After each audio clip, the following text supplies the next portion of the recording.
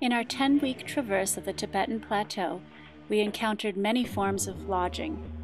In the larger cities and towns, we stayed in youth hostels and guest houses. At the base of Amni Machin, one of Tibet's sacred mountains, we were adopted by a Muslim road crew for a few days until we adjusted to the altitude.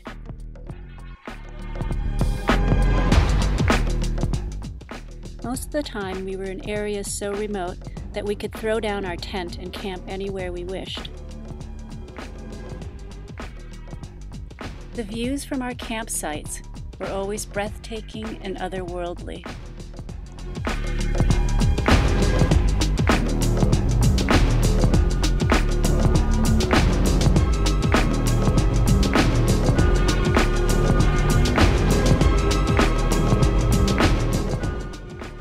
Winter arrived on the Tibetan Plateau in mid-September, and the temperatures fell to the teens, and it snowed frequently.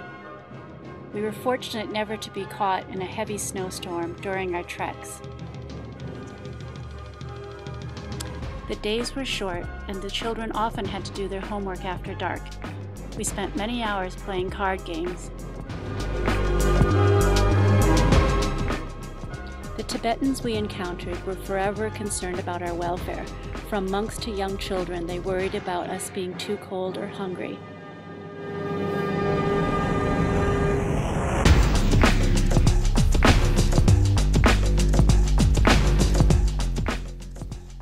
Family camping is always a bonding experience, but even more so in the winter at 15,000 feet, when all we wanted to do was stay warm and huddled together in our tent.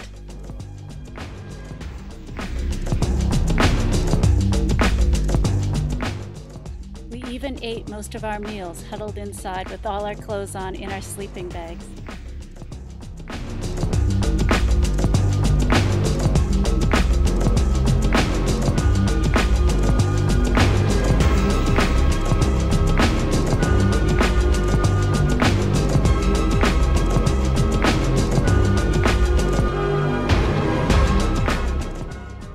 Although we loved our tent, we wished that we had a black yak hair tent like all the nomads, with its fuel store of yak dung, iron stove, and stores of barley.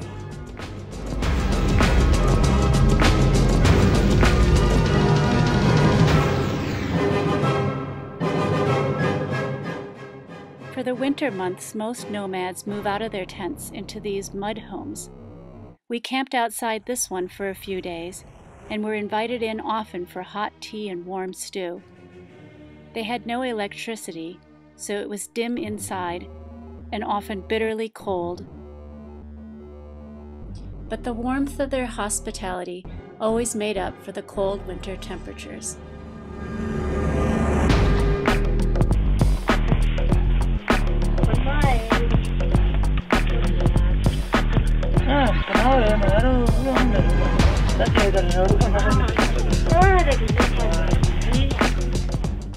Along our journey, we visited many monasteries. Most of them were willing to take in visitors. At this particular monastery, we were able to share a room with a number of monks and nuns. We also arrived just in time for an 11-day prayer ceremony. The chanting, the drumming, and the praying went on day and night.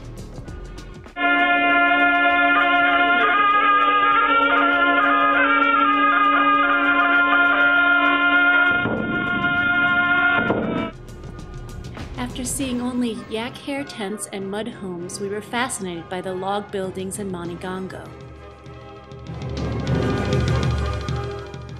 As we traveled south, the houses became larger.